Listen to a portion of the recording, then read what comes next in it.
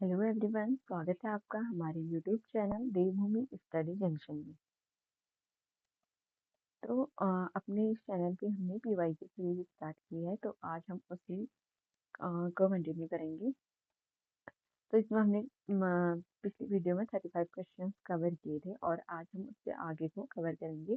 तो 36 क्वेश्चन है कालू मेहरा संबंधित है। तो कालू मेहरा का संबंध किससे है? तो कालू मेहरा का संबंध है 1857 के विद्रोह से। तो जो कालू मेहरा थे उनका संबंध किससे है? 1857 के विद्रोह से वो संबंधित है। कालू मेहरा का जो जन्म हुआ था वो 1831 में हुआ था और ये चंपावत से थे। जो कालू मेहरा थे ये कहाँ से थे? ये चंपावत से इनका संबंध था। तो अगर पूछा जाए तो कालू मेहरा का संबंध कहाँ से था, तो इनका संबंध था चंपावत से। ठीक है।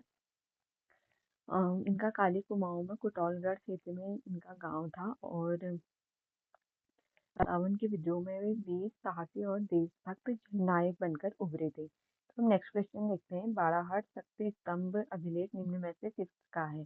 तो ये किसका है ये हमें बताना है। ऑप्शन से है गुहा, सेनवर्मन, सर्ववर्मन या चक्रेश्वर। तो जो बाड़ाहाट स्तंभ लेख है ये शक्ति स्तंभ अभिलेख है जिसका है गुह का है। तो ये हमें ध्यान रखना है कि वर्तमान में उत्तरकाशी के नाम से जाने जाने वाला बाड़ाहाट कई पुरातत्व साक्ष्यों के अनुसार कभी नागवंशी राजाओं की राजधानी हुआ करता था। इतिहासकार श्रीप्रसाद डबराल की पुस्तक उत्तराखंड का इतिहास भाग 3 में बाड़ाहाट के शक्ति स्तंभ का उल्लेख है। और ये किसका है? अभी हमने ऊपर पढ़ा जो त्रिशूल स्तंभ पर ब्राह्मी लिपि में नागवंशी राजा गणेशेश्वर और उनके बेटे गुह के संदर्भ में। तो किससे रिलेटेड है? मेनली गुह है। अगर गुह का नाम नहीं होता है तो नागवंशी राजा गणेशेश्वर हमें आंसर लेके करना है। ठीक है। तो नेक्स्ट क्वेश्चन है जनवरी 1921 में किस निम्न में से किस स्थान पर सरयू नदी के तट पर कुली बेगान न देने की शपथ ली गई थी? तो ये हम सभी को याद है 13-14 जनवरी 1921 को ये घटना हुई थी और बागेश्वर में सरयू नदी के तट पर कुली बेगान न देने की शपथ ली गई थी। ठीक है। तो ये हमें ध्यान रखना है कि कुमाऊं मंडल के 40,000 स्वतंत्रता सेनानियों ने जनवरी 1921 में बागेश्वर में सरयू नदी के तट पर कुली बेगार के रजिस्टर बहाकर कुली बेगार न करने की शपथ ली। तो इसमें एक इंपॉर्टेंट क्वेश्चन यहाँ से बन जाता है कि इसमें कौन कौन लोग सम्मिलित थे। तो हमें ध्यान रखना है बद्रीदत्त पांडे, हरगोविंद पंत और चिरंजीवी लाल इससे संबंधित। तो ये तीनों नाम हमें याद रखने हैं। बद्रीदत्त पांडे, हरगोविंद पंत और चिरंजीवी लाल के नेतृत्व में ब्रिटिश सत्ता के विरुद्ध इस मुहिम में ब्रिटिश डिप्टी कमिश्नर डाइविल को अपनी असफलता स्वीकार कर वापस लौटना पड़ा और बद्रीदत्त पांडे के इस आंदोलन में अद्वितीय योगदान के लिए जनमानस में उन्हें कुमाऊं केसरी या कुर्मांचल केसरी की उपाधि दी गई। तो कुर्मांचल केसरी के नाम से किसे जाना जाता है? तो कुर्मांचल केसरी के नाम से जाना जाते हैं वो किसे जाना जाता है? बद्रीदत्त पांडे को कुर्मांचल केसरी के नाम से जाना जाता है। तो अब हम इसमें देखेंगे नेक्स्ट क्वेश्चन। यहाँ पे हमने कुली बेगार के बारे में देखा और तो ये कब हुआ था? 13-14 जनवरी 1921। और ये क्वेश्चन हमारा ऊपर ही कवर हो चुका है कि कुर्मांचल केसरी के नाम जाता है। तो कुर्मांचल केसरी के नाम से जाना जाता है बद्रीदत्त पांडे को। तो इसके हम डिटेल में इसको देखेंगे नहीं और इन्हें ये कुली बेगार वाले आंदोलन के पश्चात इन्हें उपाधि मिली थी। 1946 में पर्वतीय क्षेत्र के लिए अलग प्रशासनिक भाग बनाने की मांग किसने की थी? तो ये मांग किसके द्वारा की गई थी? तो ये मांग की गई थी बद्रीदत्त पांडे ने ही 1946 में पर्वतीय क्षेत्र के लिए अलग प्रशासनिक भाग बनाने की मांग की थी। तो बद्रीदत्त पांडे वर्तमान उत्तराखंड राज्य के प्रसिद्ध स्वतंत्रता सेनानी थे और वर्ष 1946 में उन्होंने तत्कालीन संयुक्त प्रांत वर्तमान उत्तर प्रदेश के उत्तर में स्थित पहाड़ी के लिए एक अलग पहाड़ी राज्य की मांग की थी, जिसे उस समय के संयुक्त प्रांत वर्तमान उत्तर प्रदेश के प्रधानमंत्री मुख्यमंत्री ने ठुकरा दिया था। क्योंकि संयुक्त प्रांत के विभाजन से इस प्रदेश का प्रभाव भारत की राजनीति से कम हो जाता है, इसलिए उस समय इस चीज को ठुकरा दिया गया था। तो अब हमें यहाँ पे दिए गए हैं बद्रीदत्त पांडे थे, वो किस किस चीज से रिलेटेड थे हमें देना आंसर देना है। तो अभी हमने पढ़ा बद्रीदत्त पांडे कुली बेगार से तो रिलेट करते थे। भारतीय राष्ट्रीय कांग्रेस के क्या सदस्य रहे थे वो कभी, या हिंदू महासभा के सदस्य थे, वो हमें ध्यान रखना है। तो जो भारतीय राष्ट्रीय कांग्रेस के भी एक सदस्य के रूप में थे बद्रीदत्त पांडे, लेकिन ये हिंदू महासभा के सदस्य नहीं थे। तो हमारा राइट आंसर हो गया ऑप्शन ए, 1 और 2 करेक्ट हो गया। वो हिंदू महासभा से जुड़े हुए नहीं थे। ठीक है। वह व्यक्ति जिसे उत्तराखंड का गांधी कहा जाता है, तो ये काफी इजी है, सभी को पता होगा। उत्तराखंड का गांधी कहा जाता है स्वर्गीय इंद्रमणि बड़ौनी जी को उत्तराखंड का गांधी कहा जाता है।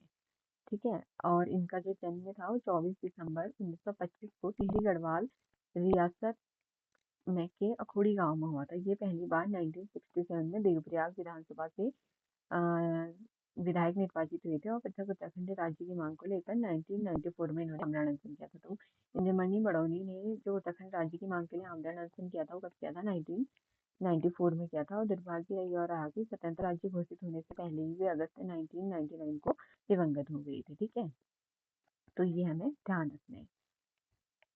अब देखेंगे हम नेक्स्ट क्वेश्चन। तो यहाँ पे हमने देखा कि उत्तराखंड का गांधी किसे कहा जाता है? इंद्रमणि बड़ौनी को कहा जाता है। और वही बात अगर कुर्मांचल केसरी की आती है तो कुर्मांचल केसरी कहा जाता है बद्रीदत्त पांडे जी को कहा जाता है कुर्मांचल केसरी। ठीक है, अब नेक्स्ट क्वेश्चन है, उत्तराखंड के गांधी के रूप में किसे जाना जाता है? तो इसे हम अभी कर भी चुके हैं। तो उत्तराखंड के गांधी के नाम से जाना जाता है इंद्रमणि बड़ौनी जी को जाना जाता है, जिन्होंने उत्तराखंड राज्य के लिए 1994 में आमरण अनशन भी किया था। अल्मोड़ा सिक्कों में उल्लेखित नाम है। तो ये क्वेश्चन काफी इंपोर्टेंट है कि अल्मोड़ा सिक्कों में किसका नाम उल्लेखित है करके पूछा जाता है। तो अल्मोड़ा सिक्कों में किसका नाम है? तो इसमें है शिवदत्त, शिवपालित और हरिदत्त का नाम है।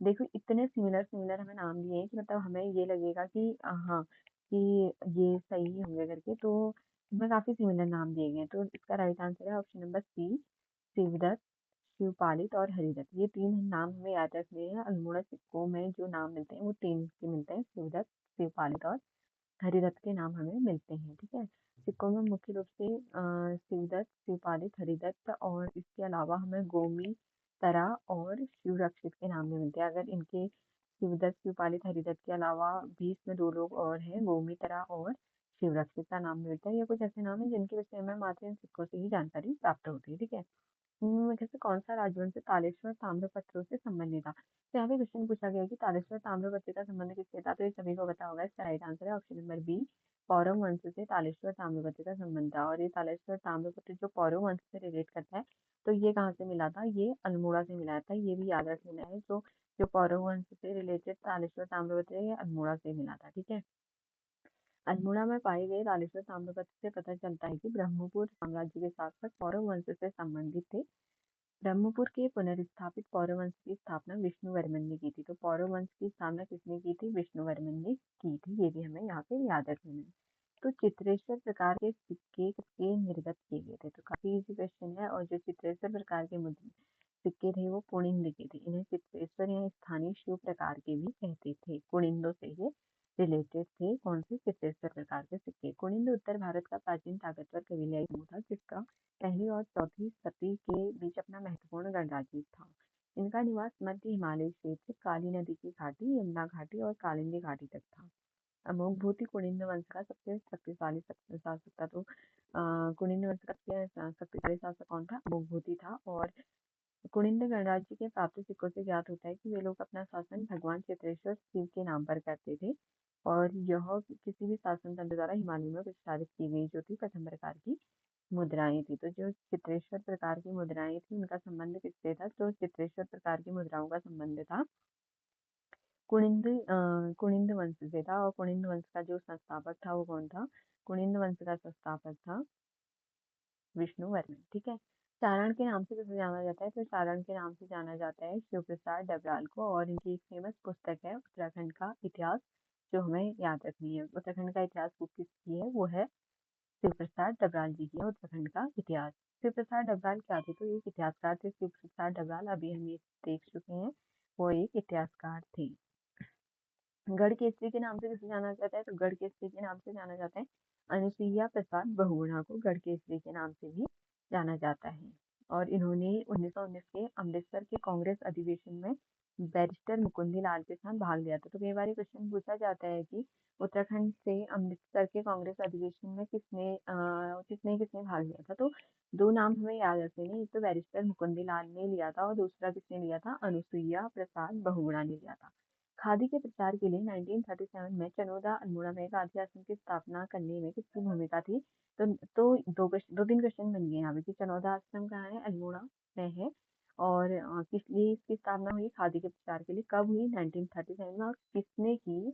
तो ये की शांति लाल त्रिवेदी ने की 1937 में। ठीक है, तो अब इसमें नेक्स्ट क्वेश्चन है, मुगल शहजादे जिसने श्रीनगर गढ़वाल में आश्रय लिया था, तो वो कौन था? सुलेमान सिक्कू था। और इसे शरण देने वाला कौन था? पृथ्वीपति शाह था, जिसने मुगल शहजादे सुलेमान सिक्कू को अपने दरबार में शरण दी थी। ऐसा माना जाता है कि जो मुगल शहजादा था सुलेमान सिको, ये पहले चंद वंश में गया था। उस समय वहाँ पे बाज बहादुर चंद का शासन था, परंतु इसे बाज बहादुर चंद ने चालाकी से गढ़वाल भेज दिया था। तो और उसने वहाँ पे किसने शरण दी थी, तो पृथ्वीपति शाह ने उसको वहाँ पे शरण दी थी। ठीक है। मुगल शहजादे सुलेमान सिको ने 17वीं शताब्दी के मध्य में गढ़वाल में निर्वासित जीवन व्यतीत किया। सिको अपने साथ दरबारी चित्रकारों को भी लाया था, जिन्होंने गढ़वाल में मुगल चित्रशैली की स्थापना की। देखते हैं हम नेक्स्ट क्वेश्चन। किस मुगल बादशाह ने गंगा नदी के उद्गम स्थल को ढूंढने हेतु गढ़वाल में सर्वेक्षण दल भेजा था? तो किस मुगल बादशाह ने भेजा था? तो अकबर। ये क्वेश्चन काफी इंपॉर्टेंट है, हमें ध्यान रखना है। तो अकबर ने जो था गंगा नदी के उद्गम स्थल को ढूंढने के लिए गढ़वाल में एक सर्वेक्षण दल भेजा था। तो इसका राइट आंसर हो गया अकबर। ठीक है। तो नेक्स्ट क्वेश्चन है, निम्न में से कौन सा गढ़वाल का राजकुमार मुगल दरबार में मनसबदार नियुक्त किया गया था? तो ये काफी कुछ फेमस क्वेश्चन है और कई बार पूछा भी गया है। तो इसका राइट आंसर है मेदिनी शाह। तो मेदिनी शाह किसका पुत्र था? मेदिनी शाह था पृथ्वीपति शाह का पुत्र था, और गढ़वाल का राजकुमार मुगल दरबार में मनसबदार नियुक्त किया गया था। तो इसका राइट आंसर है मेदिनी शाह। तो हमें ध्यान रख लेना है, इसका जो राइट आंसर है वो क्या है? मेदिनी शाह है। ठीक है। इसका आंसर हो गया है मेदिनी शाह। हम नेक्स्ट क्वेश्चन, गढ़वाल का राजकुमार मेदिनी शाह को मुगल दरबार और औरंगजेब के दरबार में मनसबदार नियुक्त किया गया था। उत्तरांचल में प्राचीन ऐतिहासिक स्थल जो कत्यूरी राजाओं का मुख्य स्थान रहा हो, तो वो बागेश्वर है। कत्यूरी से जो मुख्यतः रिलेट है वो बागेश्वर ही है, क्योंकि इनकी जो पहली राजधानी थी जोशीमठ थी, और बाद में इन्होंने राजधानी चेंज की थी नरसिंह देव वर्मन के टाइम पे, और इन्होंने अपनी राजधानी बनाई थी बैजनाथ बागेश्वर को इन्होंने अपनी राजधानी बनाई थी। तो इसकी भी हमें ध्यान रखना है। भारत जब स्वतंत्र हुआ तो रियासत गढ़वाल का राजा कौन था? तो जब भारत स्वतंत्र हुआ था तो उसमें गढ़वाल का जो टिहरी रियासत का जो राजा था वो मानवेंद्र शाह था, और यही अंतिम राजा भी था वहाँ पे। क्योंकि इसके बाद जो 1 अगस्त 1949 को टिहरी का भारतीय संघ में विलय कर दिया गया था। तो इस तरह से भारतीय स्वतंत्रता के समय जो टिहरी रियासत का जो राजा था वो कौन था? तो उस समय टिहरी रियासत का राजा था, उस समय टिहरी रियासत का जो राजा था वो था मानवेंद्र शाह। तो ये भी हमें ध्यान रख लेना है। ठीक है। तो अब हम देखते हैं नेक्स्ट पे, उत्तरांचल या अभी उत्तराखंड है, तो उत्तराखंड में अशोक का एक शिलालेख स्थित है। तो ये कहाँ से मिला है? तो उत्तराखंड जो अशोक का शिलालेख मिला है, और इसकी इस शिलालेख की खोज कब हुई पूछा जा रहा है। तो 1860 में इस शिलालेख की खोज हुई है। तो हमें ध्यान रख लेना है कब हुई है इसकी खोज। 1860 में हुई है। और किसने की 1860 में इसकी खोज? तो 1860 में इसकी खोज की थी जॉन फॉरेस्टर ने, और इसमें अशोक ने जो मुख्यतः संदेश दिए हैं वो हैरी घोष की जगह धर्म घोष की घोषणा की मैंने इसमें बात की है, और ये प्राकृत भाषा में उत्कीर्ण है। ठीक है। उत्तरांचल में प्रसिद्ध शैल गुफा चित्र लखुडियार, लखुडियार किस जिले में पूछा गया है मेनली? तो लखुडियार है अल्मोड़ा, अल्मोड़ा में है, और ये सुयाल नदी के तट पर है। ये हमें याद रखना है। और इसकी खोज किसने की? एमपी जोशी ने की। कब की? 1968 में की। तो सारे फैक्ट्स हमें देख लेने हैं। और उत्तराखंड में प्रसिद्ध पाषाणकालीन शैल गुफा चित्र स्थल लखुडियार आदिम मानव कृतियों एवं पत्थरों के चित्रण के लिए ख्याति प्राप्त है। यह अल्मोड़ा जिले में स्थित है। अल्मोड़ा के निकट लखुडियार पर लाल रंग से उकेरी गई है जो मानव आकृतियां मिली हैं वो किस काल की हैं? तो जो वहाँ पे लखुडियार में जो आकृतियां मिली हैं वो पाषाण काल की है। ठीक है। नेक्स्ट क्वेश्चन है, वशिष्ठ गुफा कहाँ है? तो वशिष्ठ गुफा कहाँ है? वशिष्ठ गुफा है टिहरी गढ़वाल में। तो ये क्वेश्चन काफी बार पूछा गया है। तो वशिष्ठ गुफा कहाँ है? टिहरी गढ़वाल में है। वशिष्ठ गुफा हरिद्वार ऋषिकेश हरिद्वार मार्ग पर टिहरी जिले में स्थित है। वशिष्ठ गुफा गंगा नदी के किनारे स्थित है। यह महर्षि वशिष्ठ की तपोभूमि है। वशिष्ठ गुफा ध्यान एवं योग के लिए प्रसिद्ध है। उत्तरांचल में प्रसिद्ध ऐतिहासिक स्थल गोविशाण की पहचान, तो गोविशाण काशीपुर का ही प्राचीन नाम है। ठीक है।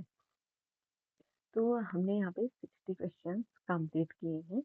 इसमें 35 क्वेश्चन हमने एक वीडियो में कवर किए थे, और 35 से लेकर हमने 60 तक के क्वेश्चन इस वीडियो में कवर किए हैं। आई होप आपको वीडियो पसंद आई होगी। अगर आपको वीडियो इन्फॉर्मेटिव लगती है तो वीडियो को लाइक करें और कमेंट ज़रूर करें कि आपको वीडियो कैसी लग रही है। साथ ही हमारे चैनल को अपने दोस्तों के साथ भी शेयर करें और सब्सक्राइब ज़रूर करें। और इसी के साथ आप अपनी प्रैक्टिस के लिए हमारे टेलीग्राम चैनल पे जुड़ सकते हैं, जिसमें डेली क्विज होती है।